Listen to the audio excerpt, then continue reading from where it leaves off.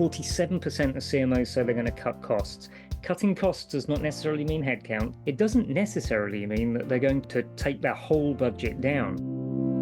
You are listening to CEO Perspectives, a podcast by the Conference Board.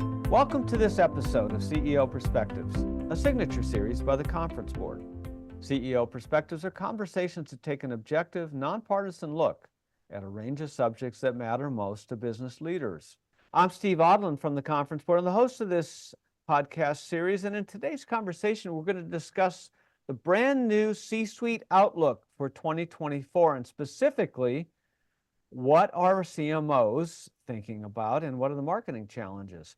We've done the C-suite outlook at the Conference Board now for 25 years, and this has been a great survey to kick off each year and frame the issues that the C-suites are dealing with each year. Joining me today to discuss the marketing and communication results is Ivan Pollard, Center Leader of our Marketing Communications Center. Ivan, welcome.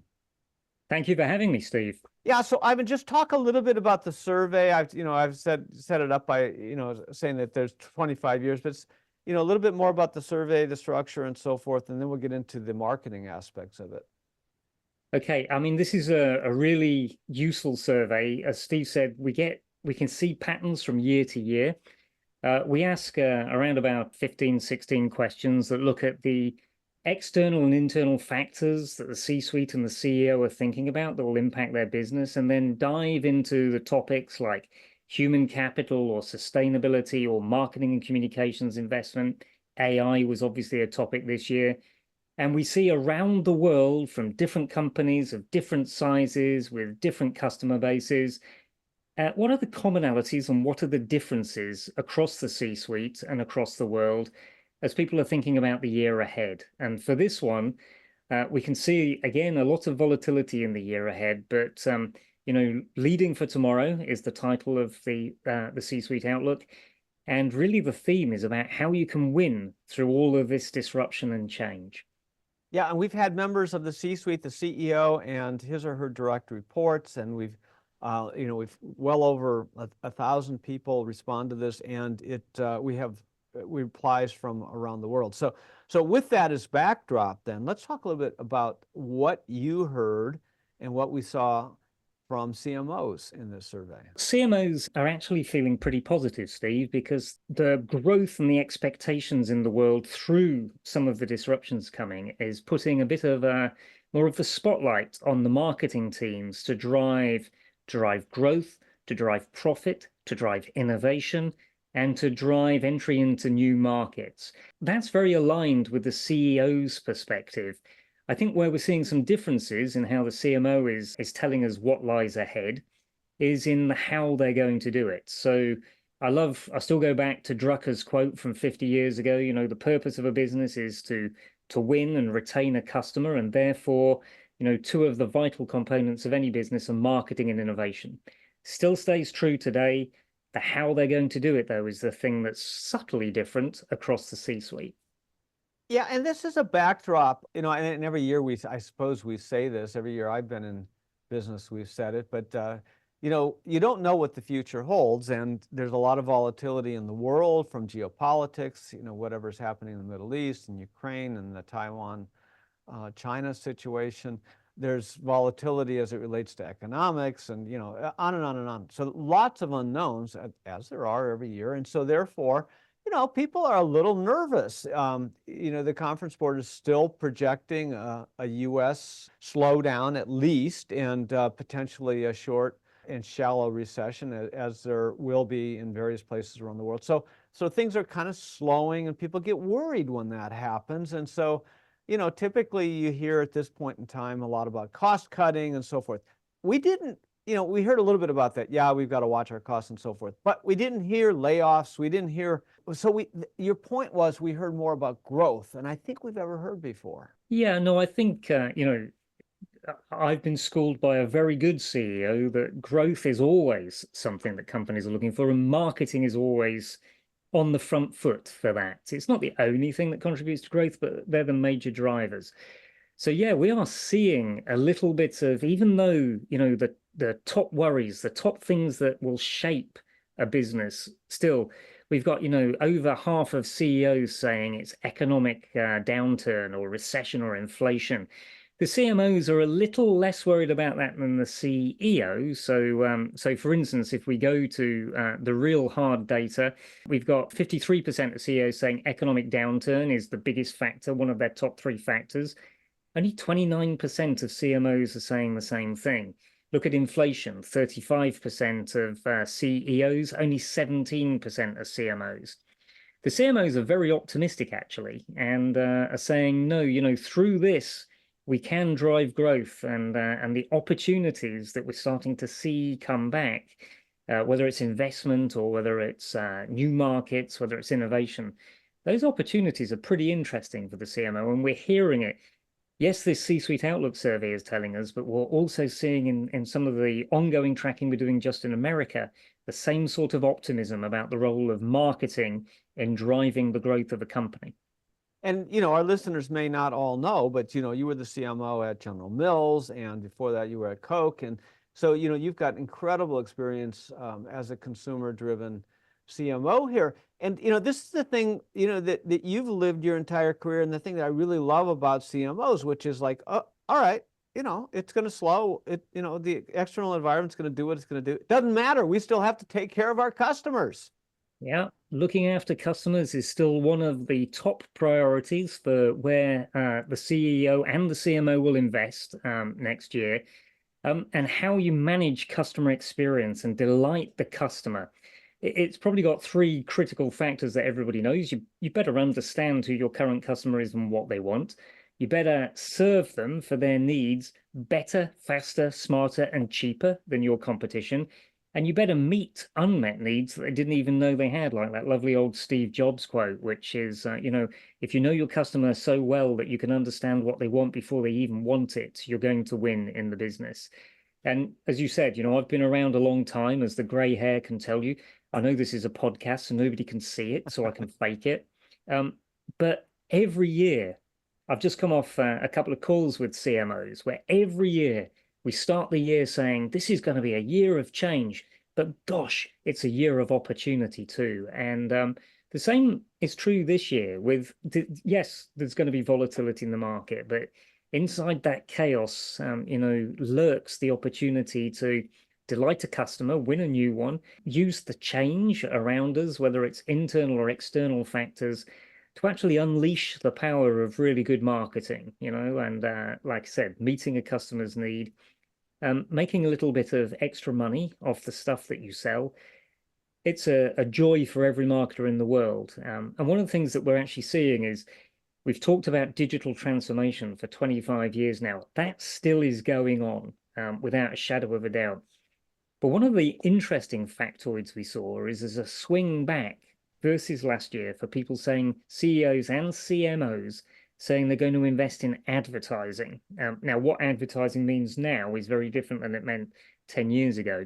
But this notion that the power of a brand, the power of an emotional tie, the power of a longer lasting relationship versus performance marketing and selling something in the moment.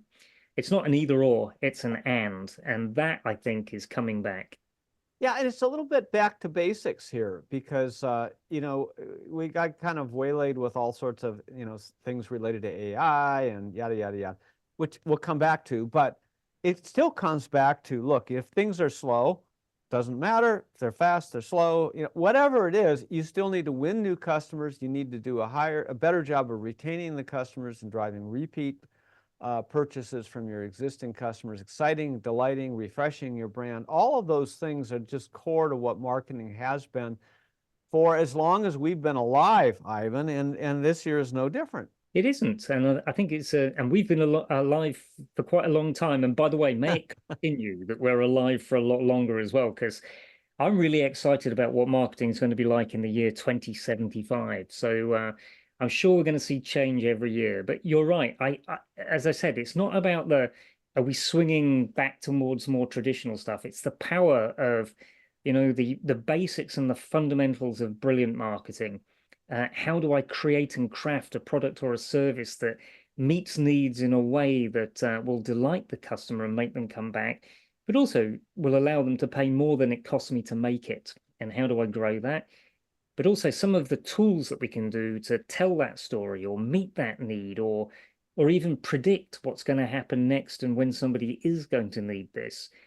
Those opportunities now to do the brilliant thing of the present and the future. So it is kind of back to the future is kind of what I think this is all about. And we're about to realize the kind of the Tom Cruise Minority Report, future of advertising that Steven Spielberg showed.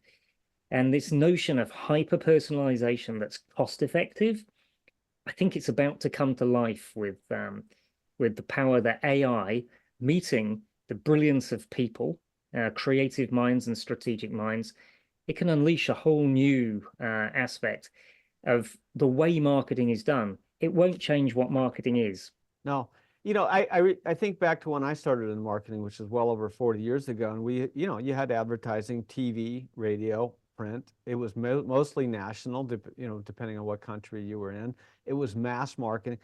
And okay, you could do some coupons and some promotion, but basically we sat there at that point in time. Wouldn't it be wonderful if we could just talk directly one-on-one to our customers? Mm-hmm. And one-to-one marketing became kind of a byword. That's where we are today. It's really one-to-one again, and that's where we're hearing that investment still needs to be made. Yeah, we're seeing in the C-suite outlook, we ask questions around AI and productivity and effectiveness. Sure, we've heard that for a year now, and in all of our research, we're seeing that. But now innovation and hyper-personalization are starting to come to the fore. And yet remember that this has to come and be cost effective. So people will invest in this, but I think the let's say the patience period for when that return on that investment is going to show is probably shorter than maybe in the times when we started in marketing. And also the imperative to prove that it's working, and attribute I did X and Y happened, and the relationship between X and Y is 1 to 1.5 or whatever.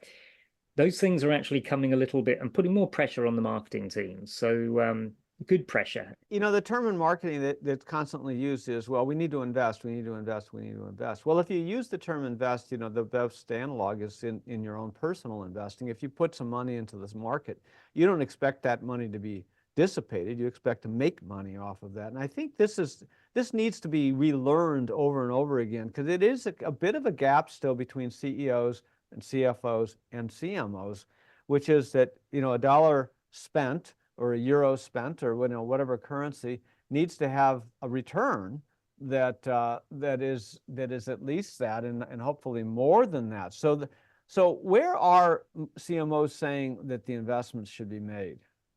So CMOs are, interestingly, this is one of the most interesting divergent pieces of data that we saw in the C-suite outlooks. When we ask a question, what are your plans for growing profits? Where are you going to put money so that you know that you're going to get a better return on investment on that? It's very interesting because the CEO would say new products and services, increase sales versus marketing, enter new markets would be the top 3, which, by the way, is a recurring theme over our 40 years. It's interesting now that the CMO is actually saying, no, I'm going to cut costs. That's one of the ways that I'm going to increase profit. I'm going to get a greater return on investment by driving the same sales with less money. That's number 1. Number 2, they're then starting to align products and services, entering new markets. But they're also starting to see the opportunity to invest in technology. And I think that's the biggest disparity, which we are explaining anecdotally as we've talked to CMOs. Cutting costs, where 47% of CMOs said that will be in their top 3 means of driving profits, versus 25% of CMOs sitting it there. It's actually tied up to the non-working budgets and the opportunity to increase automation and use AI, where they're seeing and expecting a really big return on that investment, and to start to deploy much more effective marketing. So it costs me the same or less to actually get better results. It's been the holy grail of marketers ever since you and I started. How can I improve my return on investment and cut costs at the same time? Because then I get a double whammy on my profit line. We're discussing what marketers and CEOs believe will be the key trends in 2024. We're going to take a short break. Be right back. What does the future of work mean for your employees? How will your company navigate ESG? Will there be a global recession? At the Conference Board, our experts translate the latest research and economic analysis into insights and real-time problem solving for your organization. Membership at the Conference Board provides your team with an assortment of knowledge, from economics, marketing and communications, ESG, public policy, and human capital. As a member, you'll have access to our center experts, member-exclusive events, data and benchmarking tools, and peer sharing that will help you understand the present and shape the future. Consider becoming a Conference Board member today by visiting www.conference-board.org. Welcome back to CEO Perspectives. I'm your host, Steve Odland from the Conference Board, and I'm joined today by Ivan Pollard, the Center Leader of the Marketing Communications Center at the Conference Board. Okay, so Ivan, we've got to go back now to AI and digital transformation. You mentioned this a little bit in the first part before the break, but we're seeing a recurring theme about digital transformation. And isn't AI really, the same, just the next wave of digital transformation in a lot of ways? What are CMOs and CCOs saying about their plans in 2024? So I think you're absolutely right, Steve. AI is just the next step in a continuing digital transformation. It's always been high up on the C-suite outlook for the last 10 years of people talking about that's one of the things that we've got to focus on internally. How do we get better and faster? So this is actually very interesting that the CMO and the CEO are expecting the same things from AI. So, 91% of CEOs and 96% of CMOs are saying the highest impact that they've all chosen for the business is that it will increase efficiency and the productivity of the labor. You can go down the funnel, increase efficiencies, increase effectiveness, improve marketing, increase sales and revenue. All of those I've just mentioned are very close between the CMO and the CEO, and all being selected by 7 or 8 or 9 out of 10 of the people out there. So very much aligned. But what they're going to do with it, though, and what it's going to mean to their business, that actually is a good question about how they're going to implement. And we should say marketing, customer service, marketing, some sales generation, lead generation, acquiring those new customers. Even if you ask AI itself where a business should start with implementing AI, AI will tell you they're the 3 lead areas because, you can see it's easy to implement, it's effective to see the return, and there's a lot of automation in those areas that AI could do very easily. So they're leading, other areas are following, but for example, 25% of CEOs around the world say they're already adopting AI into their business, but 32% of CMOs say that is true. And the other functions are going to follow very fast, of course. Yeah, and marketing communications are one of the top areas for deployment of AI. And really this year it's begun to boom with the new tools around generative AI. And you're really the expert at this at the Conference Board, Ivan, and you've put together the AI Hub at the Conference Board, and people can access that at tcb.org. I think one of the, if I recall early on in our discussions, we were talking about people being worried that AI would just supplant their jobs and that marketing people would just go away. And what we've learned is that's really the furthest thing from the truth, that it's really a tool. As in some ways, all digital transformation has been to make marketers and communicators more effective. Yeah, we always hope that digital would make our working lives more rewarding and more productive and more creative. And it has for many of us. What a person can achieve in a day now versus when I started in the 80s is massively different. It doesn't mean we're working less. It just means we're doing better work. As I said, better, faster, smarter, cheaper. They're always the things that were bullied into me as starting out in marketing. It is interesting that when we asked in the C-suite outlook, CEOs and CMOs and the whole C-suite, which is about what the impact of implementing AI, what are the implications for the working environment and the organizational challenges? talent is actually right at the top. It's not about replacing talent. It's about how do I use this? How do I upskill my talent to get the best out of AI? And I think you very early on said, oh, it's not artificial intelligence, it's augmented intelligence. And we should have called it that. Yeah. So it's a tool to be used. It's not a technology to be feared. Yeah. And, you know, I remember when we were doing package designs way back when, and, you know, you need to meet with hire a package design company, would meet with the agency, you know, you draw up the briefs, then you'd go and you meet with the creative people, you know, 3 months later, you'd come back and you get these presentations. I mean, it was a year-long process, and it was $1 million. That back when $1 million was really $1 million. And you just did an exercise recently that I thought was brilliant, and you used an AI tool, did a pack design. You had to put some thinking into it. It's not that it was without strategy, of course. That strategy went into it, but you were able to create a whole range of pack design options for a potential new product in a matter of, you know, minutes rather than months. It was phenomenal. And your prototypes, your concepts were better than anything I've seen. So this is, I think this is a prelude to how marketers can become more efficient. And that's what we're hearing from marketers. Yeah. They're really excited about the possibilities here. Yeah, without a doubt. And we should reiterate this notion that it's not going to get you to the end, but it's going to get you started much faster, much better, much smarter. The data that's inside some of these large language models and these transformer models, the data inside there is stuff that we've forgotten or we can't remember or we don't access. It can access everything. So yeah, the issue you talked about, I mean, yes, we did in a matter of minutes what used to take months, but also the $1 million was reduced by $1 million. It was free. Yeah, once you pay for the software. Yeah, well, no, this was a freebie, Steve. It was DALL-E 3 on Bing.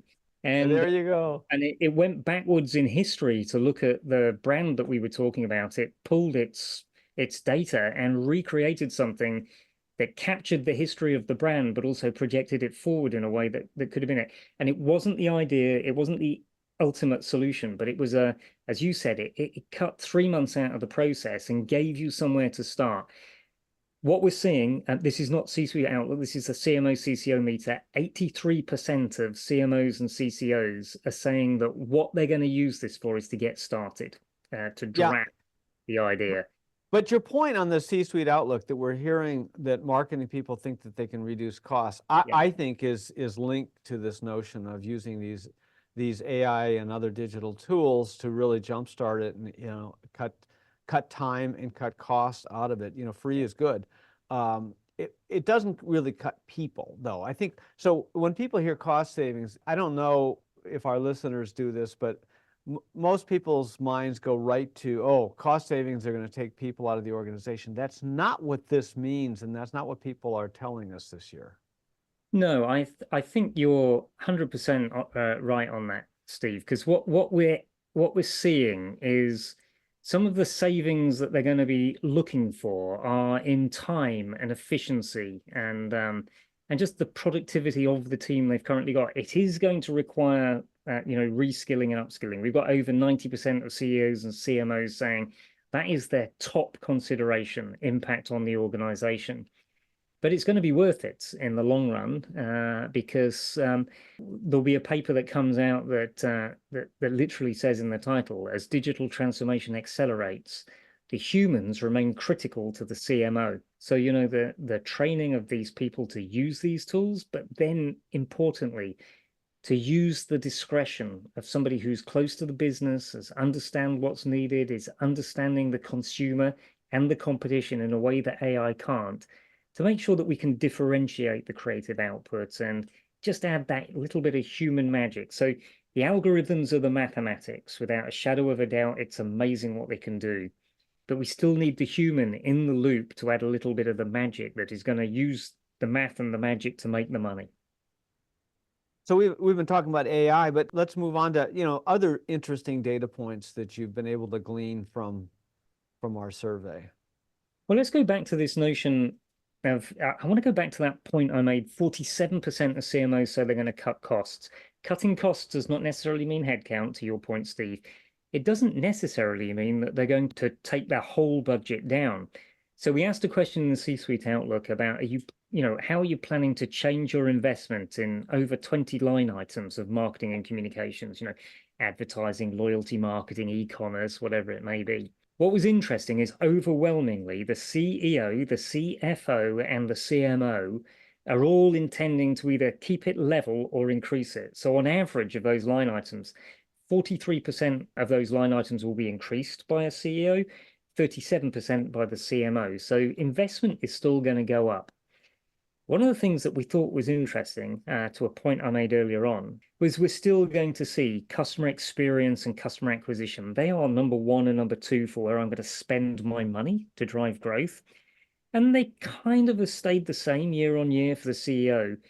They slightly dipped for the CMO. And where's the CMO going to spend the money? But by the way, also the CEO, as we said before, advertising. So we're going to get a little bit of advertising popping back up here in terms of where the money is going to get spent, but also data and analytics. Now, pretty obviously, if you're going to do AI, you need three things. And the very first that you need is brilliant data that's differentiated and is clean and it is useful. So you need the data. You need the computing power, which I think is something that we're overlooking at the moment, but it's great. That's why the big players in the cloud are going to be useful. And then you need the platform, the way that you're going to access this data and mix it up.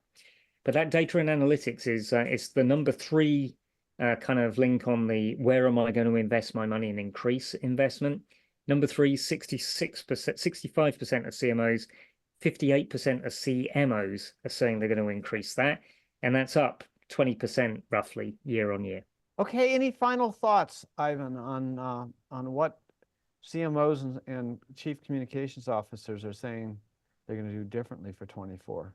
Yeah, I think differently, especially when we ask CMOs and CCOs, differently, communications people are going to have to deal with the volatility that's out there. You mentioned it, Steve, whether it's geopolitical or economic, there are things that are going to happen that companies are going to have to respond to internally and externally, and to still keep all of their stakeholders happy. So that job is vital and is strategically important to the company. When we start to think about growth and profit, the CMO is starting to have more opportunity and more tools at their disposal to really try and innovate and unleash the creativity that is inside, yes, the data and the machine, but also the human beings. So I think, what are they going to do differently? I think they're going to be asked to take a little bit more of a kind of an adventurous delve into the opportunities of the market.